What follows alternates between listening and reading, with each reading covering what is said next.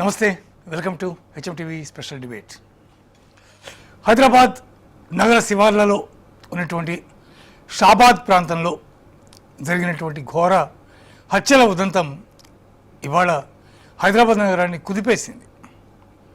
ఒక పోక్సో కేసులో నిందితుడిగా ఉన్నటువంటి ఒక వ్యక్తి బెయిల్ మీద బయటికి రావడమే కాక వచ్చిన తర్వాత ఆ కంప్లైంట్ ఇచ్చినటువంటి వారి మీద ఉన్నటువంటి కక్షతో మగదిక్కులేనటువంటి ఆ ఇంటికి వెళ్ళి ఆ ఇంట్లో తాను ఎవరినైతే హెరాస్ చేస్తున్నాడో ఆ అమ్మాయిని బయటకు లాక్కొచ్చే ప్రయత్నంలో తల్లి అడ్డుపడడం, ఆ తల్లిని అలాగే ఆ లోపల ఉన్నటువంటి మరో పెద్దవాడిని దారుణంగా హత్య చేసి ఆ అమ్మాయిని అక్కడి నుంచి తీసుకువెళ్ళి ఆ సమీప ప్రాంతాల్లో ఉండేటటువంటి ఒక చెరువు దగ్గర ఆ అమ్మాయిని దారుణంగా చంపేయడం, ఆ తర్వాత ఇంటికి వెళ్ళి తన సొంత ఇంటికి వెళ్ళి ఆ ఇంటి దగ్గర తన భార్యని ఇద్దరు పసిపిల్లల్ని గొంతు కోసి మరి బ్రూటల్గా హత్య చేయడం, ఇవి చాలా సెన్సేషన్ని క్రియేట్ చేసినాయి.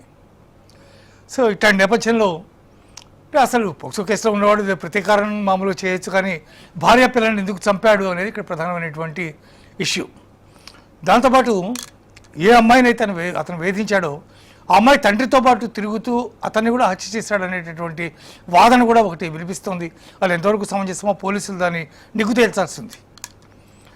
ఈ అంశం అతను ఏదైనా సైకోనా, లేకపోతే ఏదైనా మానసిక వ్యాధితో ఇట్లా చేస్తున్నాడా, లేకపోతే ఏమిటి అసలు అతను ఎందుకు ఇంత దారుణమైనటువంటి ప్రవర్తన అతని నుంచి మనం చూడాల్సి వచ్చింది, ఇంతమంది దారుణంగా ఎందుకు చంపబడ్డారు అనేటటువంటి దాని మీద ప్రస్తుతం మన చర్చా కార్యక్రమం సాగబోతోంది. మనతో పాటు ఇద్దరు గెస్టులు ఉన్నారు. డాక్టర్ వెంకట సుబ్బయ్య, ప్రముఖ psychiatrist, at the same time Jawaharlal Nehru గారు, ప్రముఖ సైకాలజిస్ట్.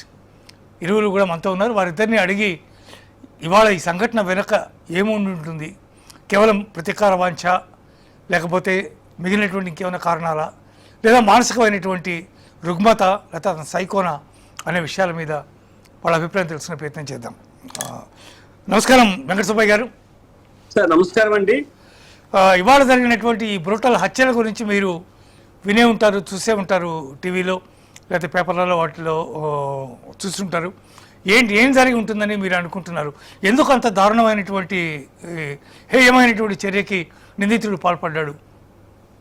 సార్, మీరు ఈరోజు జరిగేటువంటి బ్రూటల్ హత్య ఏదైతే ఉందో ఈ విషయాన్ని మనం మానసిక కోణంలో అంచనా వేయగలిగితే, ఎందుకంటే అతని యొక్క ప్రవర్తన ఏదైతే ఉందో, ఏదైతే తన పైన పోక్సో యాక్ట్ అనేది రిజిస్టర్ చేయడం, తర్వాత కాలంలో తనకున్నటువంటి లిమిటేషన్స్ ప్రకారంగా తన్ని పోలీస్ స్టేషన్ నుంచి బెయిల్ ఇచ్చి పంపించడం, ఆ తర్వాత తను గత 40-45 రోజులుగా తను మానసిక ఆందోళనలో కూరుకుపోవడం, ఆ పరిస్థితుల్లో తనకు జరిగినటువంటి ఈ యొక్క అవమానం ఏదైతే ఉందో, దీని ఏమంటారంటే pursued loss of emotional control or hopelessness. అంటే ఒక వ్యక్తికి ఏదైనా అవమానం జరిగినప్పుడు కానీ, లేదా ఒక వ్యక్తిని అవమానపరిచినప్పుడు కానీ, లేదా ఒక వ్యక్తిని ఒక విషయం పైన ప్రశ్నించినప్పుడు ఆ వ్యక్తి యొక్క మానసిక విధానం నెగిటివ్ గానో పాజిటివ్ గా తీసుకునేటువంటి విధానం ఉంటుంది.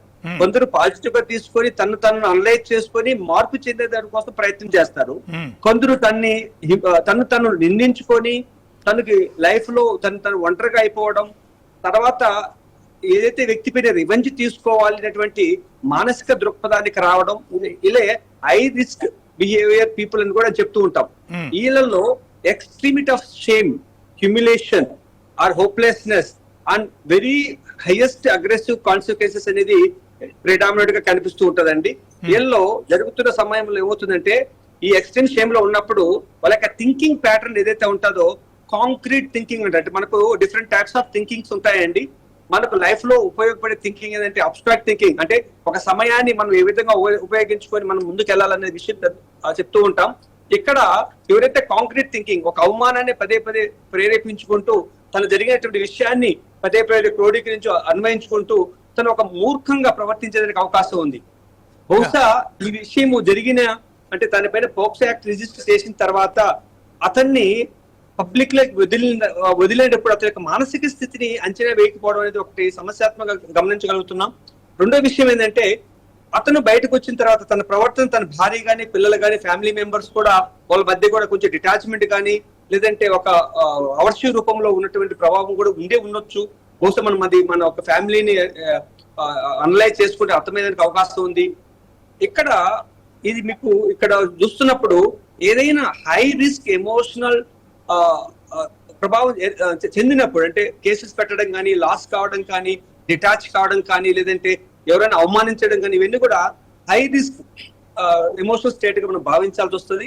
అలాంటి పరిస్థితుల్లో ఉన్న వ్యక్తులు ముఖ్యంగా ఏం చేస్తారంటే తను గాయపరచుకోవడం కానీ, తనకు సంబంధించిన వ్యక్తులను గాయపరచడం కానీ, లేదంటే తన బాధకి కారణమైన వ్యక్తుల పైన రివెంజ్ తీర్చుకొని ఒక ఎక్స్ట్రీమిటీస్ అంటే నామరూపాలు లేకుండా చేసేటువంటి మనస్తత్వాన్ని సోషియోపాథిక్, సైకోపాథిక్ మారడానికి అవకాశం ఉంటుంది.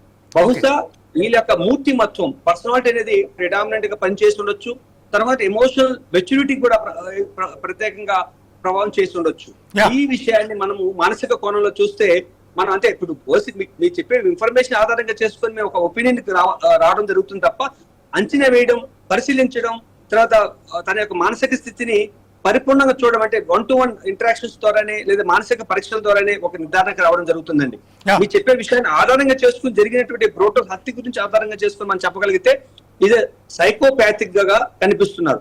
బహుశా అతనికి గతంలో కొన్ని విషయాలు నాకు మనసులో తట్టిన విషయాలు ఏంటంటే, తను పోక్సో తర్వాత జరిగినటువంటి పరిణామాలు కానీ, తనకేమన్నా ఆల్కహాలిక్ డ్రగ్ అబ్యూజ్ అయినటువంటి లక్షణాలు ఏమైనా ఉంటే కూడా ఈ యొక్క నెగిటివిటీ ఆఫ్ ఇంటర్ప్రిటేషన్ కావడం, అలాగే ఎమోషన్ అన్స్టేబుల్ కావడం, ఇంపల్సివిటీ కావడం అనేటివి ఎక్కువ ప్రభావం చెందే అవకాశం ఉంది.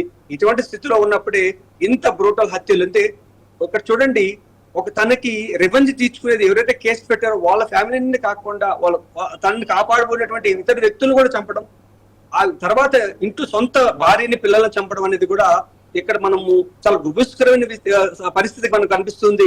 ఈ సమాజంలో ఇలాంటి జరగకూడదు అర్థం అవుతుంది. చేశారన్న విషయం మనం ఆలోచించాలి. ఓకే సార్ జవహర్లాల్ నెహ్రూ గారు నమస్కారం. వెంకట సుబ్బయ్య గారు ఇప్పటికే కొంత వివరించారు దాని గురించి. ఆ భార్యని చంపడం, లేకపోతే పసిపిల్లల్ని 2 ఏళ్ళు 4 ఏళ్ళు వయసు ఉన్నటువంటి పసిపిల్లల్ని గొంతు కోసి చంపడం అనేది మరి చాలా తీవ్రమైనటువంటి మానసిక స్థితిలో ఉన్నట్టుగా మనకి కనిపిస్తూ ఉంటుంది.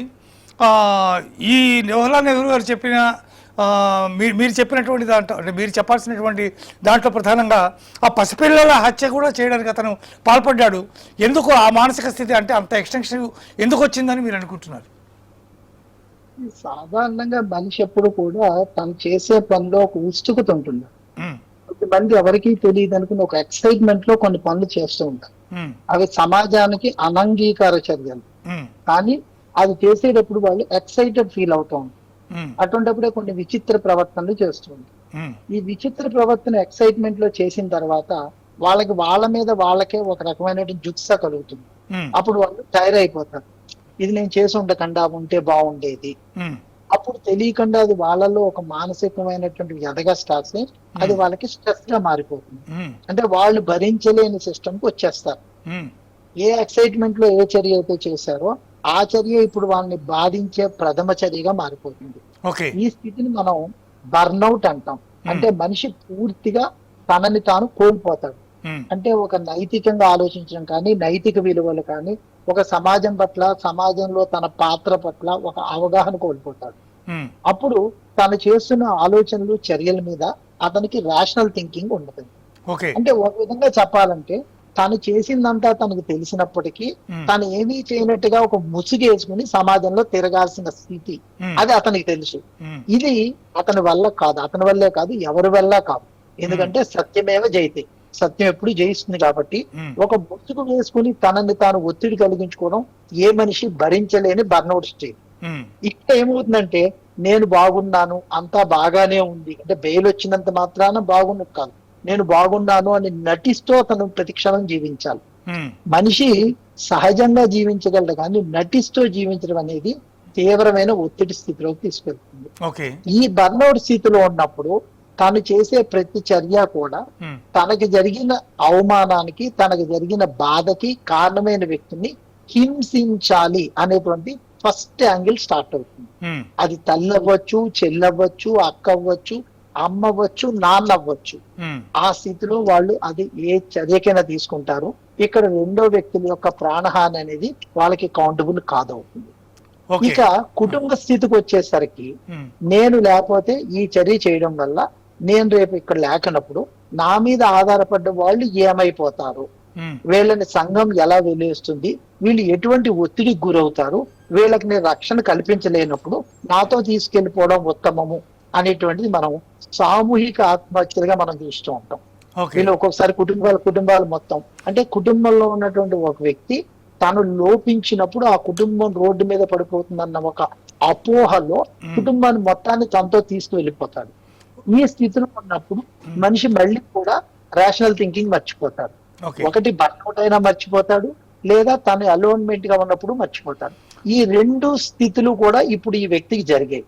ఒకటి తను చేసినటువంటి సంఘటన మీద తనకు ఒక పశ్చాత్తాపం జరుగుతూ బయటికి మాత్రం తను మంచి వ్యక్తిగా బెయిల్ పై రిలీజ్ అయ్యాననేటువంటి నటన సాగించడం అతని వల్ల కాలేదు. అందువల్ల ప్రథమ చర్యగా ఆ వ్యక్తుల మీద తన యొక్క ప్రతిఘటన చూపించాం. అట్ ద సేమ్ టైం చూపించిన మనిషికి ఆ చర్య వల్ల తనకి తన కుటుంబానికి కొంత నష్టం జరగబోతోంది, తద్వారా మళ్ళీ తను లేకపోతే కుటుంబం ఏమైపోతుంది. ఇటువంటి సంఘటనలో ఏం చేశారంటే ఇటు కుటుంబం మీద కూడా అంటే ఎవరైతే తనని ప్రేమించి ఆధారపడి ఉన్నారో ఆ వ్యక్తులను కూడా ఇతను నాశనం చేయడానికి అవకాశం ఉంటుంది.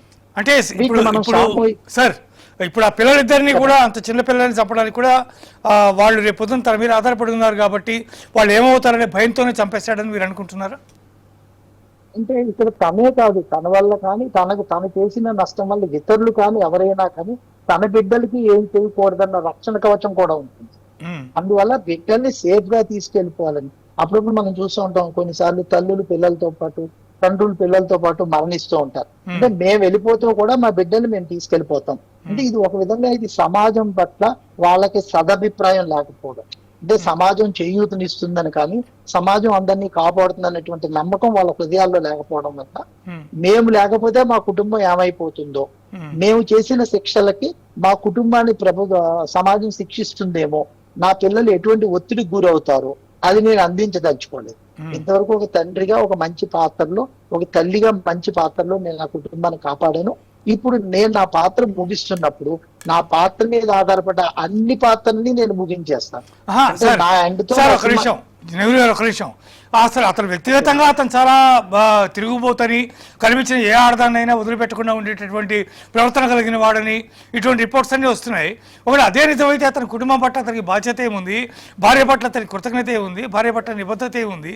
ఏమీ లేనివాడు నా కుటుంబాన్ని నేను కాపాడుకోవాలని ఆలోచించడంలో అర్థమేమిటి? ఒక లేని వ్యక్తి గురించి ఎవరు ఏ విధంగా కామెంట్ చేస్తారన్నది మనం మాట్లాడలేం. కానీ అతనికి ఒక కుటుంబం, కొద్ది కాలం ఒక బంధం, ఒక సంసారం, ఇద్దరు పిల్లలు అంటే కొంత వ్యవధి జరిగింది. అంటే ఆ వ్యక్తి తన జీవన స్రవంతిలో సామాన్య కుటుంబ వ్యవస్థలో కొద్ది కాలం జీవించారన్నది సత్యం. అతనికి భార్య ఉందన్నది సత్యం, పిల్లలు కలిగారన్నది సత్యం. ఇదంతా కూడా ఒక టైం పీరియడ్ తెలియజేస్తుంది. ఈ టైం పీరియడ్ లో అతను ఎలా ఉన్నాడు అన్నది అతని ప్రవర్తన వేరు. ఈ ప్రవర్తనకి అతనికి చిన్నప్పుడు జరిగిన సంఘటనలు అయి ఉండొచ్చు, చిన్నప్పుడు తను చూసిన దృశ్యాలు అయి ఉండొచ్చు, చిన్నప్పుడు తనకి జరిగిన అనుభవాలు అయి ఉండొచ్చు. ప్రతి మనిషి తనదైన ఒక ప్రవర్తన నిర్ణయించుకుంటాడు. తనకి జరిగిన సంఘటనలు, తను చూసిన అనుభవాలు బట్టి నేను ఇలా కూడా చెయ్యొచ్చు, ఇలా చేసినా ఓకే అని తనకి తాను ఓకే చెప్పుకున్నప్పుడు తన ప్రవర్తనలో వచ్చే మార్పుల్ని మనం బయట చూస్తాం. అంటే ఒక భావం కలిగి ఆ భావం భావావేశంగా మారినప్పుడు ఆ భావ ఆవేశం ఒక చర్య రూపంలో బయటపడుతుంది. మనం చర్యను చూసి మాట్లాడుతున్నాం. అంటే we're seeing the action of the person. Behind this action there is an emotion, behind that emotion there is a feeling. అతనికి ఎటువంటి ఫీలింగ్ జరిగింది, ఆ ఫీలింగ్ ఏ ఎమోషన్ గా కన్వర్ట్ అయింది, ఏ ఎమోషన్ యాక్షన్ రూపంలో మనకు కనిపించింది, మనం మూడో స్థితిలో చూస్తున్నాం. ఇదే యాక్షన్ మనిషి కంటిన్యూ అయినప్పుడు బిహేవియర్ గా మారుతుంది. ఇదే బిహేవియర్ కొద్ది కాలం ఎక్కువ అయినప్పుడు అది యాటిట్యూడ్ గా చూస్తాం. ఈ 5 స్టేజెస్ లో అంటే ఒక feeling, emotion, action, behaviour, attitude అన్న 5 స్థితుల గురించి మనం మాట్లాడినప్పుడు కేవలం మధ్యలో ఉన్న ఒక యాక్షన్ స్థితిని తీసుకుని ఆ వ్యక్తి గురించి ఒక పిక్చరైజ్ చేయడం అనేది అంత సాధారణ విషయం కాదు, అది సరి అయింది కూడా కాదు. ఓకే సార్, అతని వెనకున్న ఓకే సార్. వెంకట సుబ్బయ్య గారు, ఇప్పుడు సాధారణంగా కోర్టులు బెయిల్ ఇచ్చేటప్పుడు ముఖ్యంగా పోక్సో కేసు లాంటి కేసుల్లో ఒక సైకియాట్రిస్టులుగా సైకాలజిస్టులుగా మీరు మీ వర్షన్ మీరు చాలా పర్ఫెక్ట్గా మీరు దాన్ని చెప్తున్నారు, దాని కారణాలని వాటన్నిటి చెప్తున్నారు. కానీ ఇటువంటి కేసుల్లో నిందితులుగా ఉన్నటువంటి వాళ్ళకి బెయిల్ ఇచ్చేటప్పుడు కోర్టులు దీనికి సంబంధించినటువంటి పరీక్షలు చేయించడం తప్పనిసరిగా భావించాలి అనిపిస్తోంది ఇప్పుడు ఈ సంఘటన చూసిన తర్వాత. అంటే అసలు మానసిక స్థితి తెలియకుండా అతని బెయిల్ ఇచ్చి అతను రోడ్డు మీదకి పంపిస్తే అతను ఇట్లా 6గురిని 7గురిని 8 మందిని ఎంతమందిని పడితే అంతమందిని చంపేసి తన యొక్క మానసిక స్థితి కారణంగా కొన్ని అమాయకమైనటువంటి ప్రాణాలని బలి తీసుకోవడం అనేది చట్టరీత్యా లేకపోతే హ్యుమానిటేరియన్ గ్రౌండ్స్లో కూడా ఇది సమంజసం కాదు కదా. కాబట్టి కోర్టులో ఆ రకమైనటువంటి నిర్ణయం తీసుకునే అవకాశం ఏమైనా ఉందా? సార్, మనకి అంటే లీగల్ పర్స్పెక్టివ్ లో మనం ఆలోచిస్తే ఒక ఆ లీగల్ పాయింట్స్ ఏదైతే వాళ్ళు మనకు ఈ యొక్క కేసు ఎఫ్ఐఆర్ లో చేర్చారో, ఎఫ్ఐఆర్ లో ఏ సౌలభ్యంతో ఫోక్స్ యాక్ట్ లో తనకి స్టేషన్ బెయిల్ ఇచ్చారన్నది మనకు అంటే మన యొక్క జ్యూరిడిక్షన్ కాదు. వాస్తవానికి చూస్తే ఏదైనా ఒక పోక్సో యాక్ట్ పబ్లిక్ లో ఉన్నట్టు ఒపీనియన్ అంటే లైఫ్ అనేది పూర్తిగా డిస్ట్రాయ్ అవుతుంది, లైఫ్ అనేది ఇంకా ఉండకపోవచ్చు. ఈ పోక్సో యాక్ట్ అనేది పడితే ఆ పోక్సో యాక్ట్ తో నన్ను పూర్తిగా అంటే జైలు పాలు చేయడం కానీ ఆ తర్వాత బహుశా కొన్ని శిక్షలు మరణ శిక్షలకు కూడా దారితీసిన అంటే పరిస్థితి ఉంది అనేది ఒకటి పబ్లిక్ లో చాలా అంటే ఈ విషయం అనేది చాలా స్ప్రెడ్ అయిందని కూడా అనుకోవచ్చు. మనకు మీరు ఒక్కసారి 2014లో మన తెలంగాణలో జరిగిన ఒక ఇన్సిడెంట్ చూసుకుంటే భార్యాభర్తలు ఇద్దరు ఒక డైవర్స్ కేసు పైన జరుగుతూ ఉంది హైకోర్టులో. తండ్రి నా కొడకల్ని విజిటింగ్ రైట్స్ తీసుకొని ఎవ్రీ వీక్ సాటర్డే తీసుకెళ్లి సండే తీసుకొచ్చి డ్రాప్ చేసేటువంటి ఈ యొక్క గైడ్లైన్స్ ఇచ్చిన తర్వాత మన పేపర్ న్యూస్ మీడియాలోనే వచ్చింది కూడా. తను పిల్లల్ని తీసుకెళ్లి సాటర్డే ఈవినింగ్ తర్వాత సండే తీసుకురాకపోతే మండే మన న్యూస్ పేపర్ లో చూసాం ఏంటంటే ఆ పిల్లల్ని చంపేసి కాల్ చేసి తను కూడా రైల్వే ట్రాక్ ఎదురుగా వెళ్ళి ఒక యూనివర్సిటీ ప్రొఫెసర్ అతను అంత జరిగింది. అంటే ఆ కాంటెక్స్ట్ మనము ఏ విధంగా చూస్తాం అన్నది కొన్ని అన్ని విషయాల్లో ఇలాగా జరుగుతుంది అనేది కోర్టు భావించకపోవచ్చు. ఎందుకంటే కోర్టుకు ఉన్నటువంటి లిమిటేషన్స్ కానీ పోలీసు వాళ్ళకు ఉన్న లిమిటేషన్స్ ప్రకారంగా సెక్షన్స్ ప్రకారంగా ఇస్తారు. కానీ ఒక మానసిక వైద్యుడిగా నేను చెప్పదలసిన విషయం ఏంటంటే ఒక వ్యక్తి ఏదైనా ఒక క్రైసిస్ కి లోనైనప్పుడు ఒక ట్రోమాకి లోనైనప్పుడు ఆ ట్రోమాను తను ఎలా తీసుకుంటున్నాడు అన్న విషయం అనేది పరీక్షించాల్సిన బాధ్యత ఈ యొక్క చట్టపరమైనటువంటి విషయాల్లో దీని జాగ్రత్త తీసుకోవాలని కూడా మనం సూచిస్తూ ఉంటాం. ఎందుకంటే ఒక ట్రోమా జరిగినప్పుడు ఆ వ్యక్తి యొక్క పరిస్థితి యాక్సెప్టెన్స్ లెవెల్లో ఉండకపోవచ్చు. దానికి క్రైసిస్ మేనేజ్మెంట్ అనేది ఒక ప్రొసీజర్ ఉంటుంది. ఆ క్రైసిస్ మేనేజ్మెంట్ తన యొక్క మానసిక స్థితిని అంచనా వేసి తనకు సెల్ఫ్ హార్మ్ బిహేవియర్ ఉందా లేదంటే సెల్ఫ్ ఎక్స్ప్రెషన్ అంటే ఇతరుని చంపేటువంటి ఆలోచనలు ఉన్నాయా, ఎక్స్ట్రీమిటీ ఆఫ్ షేమ్ లో ఉన్నాడా, హ్యూమిలేటివ్ బిహేవియర్ లో ఉన్నాడా అనేది మనం గమనించగలగాలి. చేసి ఇంకొక విషయం ఏంటంటే బేసికల్ గా మీకు ఇందాక మనం చెప్పుకున్నట్టు థింకింగ్ టైప్ లో చాలా డిఫరెంట్ థింకింగ్స్ ఉంటాయి. కానీ డిస్టార్టెడ్ థింకింగ్ ఎప్పుడైతే ఏర్పడుతుందో వాళ్ళకి కానీ సరైనటువంటి మానసిక థెరపీస్ ఇవ్వకపోతే వాళ్ళు ఇటువంటి చర్యలకు పాల్గొనేదానికి అవకాశం ఉంటుంది. ఎందుకంటే వాళ్ళు ఈ యొక్క ట్రామాకు అవమానానికి గురైనప్పుడు వాళ్ళలో జరిగేటువంటి నెగిటివ్ ప్రొవకేషన్ ఎలా ఉంటదంటే ఈ యొక్క నెగిటివ్ థాట్ రూమినేషన్ జరుగుతూ ఉంటుంది పదే పదే. ఇవన్నీ కూడా మనం ఒక వ్యక్తిని ఆధారంగా చేసుకునేది కాకుండా సైకలాజికల్ డెవలప్మెంట్ పర్స్పెక్టివ్ లో మనం ఆలోచిస్తున్నాం. ఇందాక మిత్రుడు గారు చెప్పినట్టు కొన్ని డెవలప్మెంట్ అనేటివి సీక్వెన్స్ జరుగుతూ ఉంటాయి.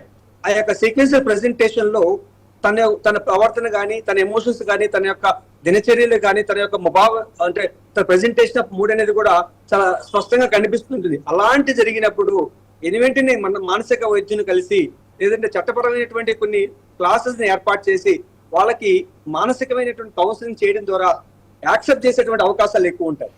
ఇక్కడ మనము ఈ యొక్క కేసులో మనం గమనించగలిగితే పాసిబిలిటీస్ ఆఫ్ మెంటల్ ఇల్నెస్ ఏముండొచ్చును అనుకుంటే మీరు ఇందాక చెప్పారు ఈయన చాలా జులాయిగా ఉంటాడు, చాలా క్యాజువల్ గా ఉంటాడు, ఇలా అమ్మాయిలు డీల్ చేసేటువంటి మనస్తత్వం ఉంది, తర్వాత కొంచెం తను అడిమెంట్ గా ఉంటారు, తర్వాత కొంచెం తను అంటే is not responsible husband and father గా చెప్పారు. అంటే ఇక్కడ చూడండి తన క్యారెక్టర్, తన ఎమోషనల్ మెచ్యూరిటీ, తన ఎమోషనల్ రెస్పాన్సిబిలిటీస్, ఫ్యామిలీ రెస్పాన్సిబిలిటీస్ కూడా సరిగా లేవు. అలాంటప్పుడు డిస్సోషియల్ బిహేవియర్ కానీ, ఇంపల్సివ్ బిహేవియర్ కానీ, ఎమోషనల్ అన్స్టేబుల్ బిహేవియర్ కానీ అలాంటి ట్రేడ్స్ ఏర్పడడం, అలాంటి పర్సనాలిటీ కలిగి ఉండడం కూడా పాసిబిలిటీస్ ఎక్కువ ఉంటాయి. ఇలాంటి పర్సనాలిటీ కలిగిన వాళ్ళలో అంటే డిస్సోషియల్ పర్సనాలిటీ కలిగిన వాళ్ళలో తన సంతోషం కోసం, తన యొక్క ఈగో సాటిస్ఫాక్షన్ కోసం ఎంత విషయానికైనా తెగాయించేటువంటి అవకాశం ఉంది. కనుక ఇళ్లలో ఈ యొక్క ఇన్సిడెంట్ జరిగిన తర్వాత మనం చూస్తే కొంత టైం ఉంది, అంటే తనకు బెయిల్ రావడం, ఇంటికి రావడం కొంత టైం ఉంది. అప్పుడు ఈమె అండర్గాన్ ఏ సివియర్ డిప్రెసివ్ సైకోసిస్. అలాంటి సిచ్యువేషన్ ఉన్నప్పుడు ఇటువంటి బ్రూటల్ హత్యలకి, బ్రూటల్ యాక్ట్స్ కి తను లోనేదానికి అవకాశం ఉంది. Okay sir. కాకుండా సొసైటీ డిస్ట్రాక్షన్ చేసేటువంటి ప్రమాదం కూడా ఇలాంటి వ్యక్తులు ఉంటది. ఇది మనం శ్రోతలు కానీ మనం మీడియా తరఫున ఆశించేది ఇదే. Okay sir. Okay sir. Jawaharlal Nehru గారు, ఫైనల్గా ఓ మాట చెప్పండి.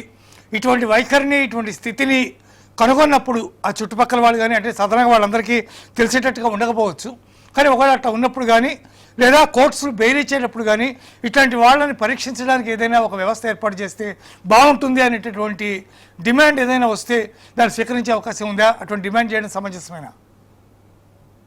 బేసికల్ గా ప్రతి మనిషికి కూడా 5 ఇంపార్టెంట్ నీడ్స్ ఉంటాయండి. ఒకటి సైకలాజికల్ నీడ్స్ అంటాం, అంటే ఆ ఫిజియోలాజికల్ సోషల్ నీడ్స్ అంటాం, అంటే తిండి, నీరు, నిద్ర. అలా సేఫ్టీ నీడ్స్ అని ఒకటి ఉంటాయి, అంటే భద్రత అభద్రత మధ్య ఉన్నటువంటి సంఘర్షణ. లవ్ అండ్ బిలాంగింగ్, కుటుంబము, స్నేహితులు, సమాజం అనే దాని పట్ల ఒక నీడ్స్ ఉంటాయి. ఆఖరిది ఎస్టీమ్ నీడ్స్ అంటాం, అంటే తన అభిమానం, ఎదుగుదల, గౌరవం.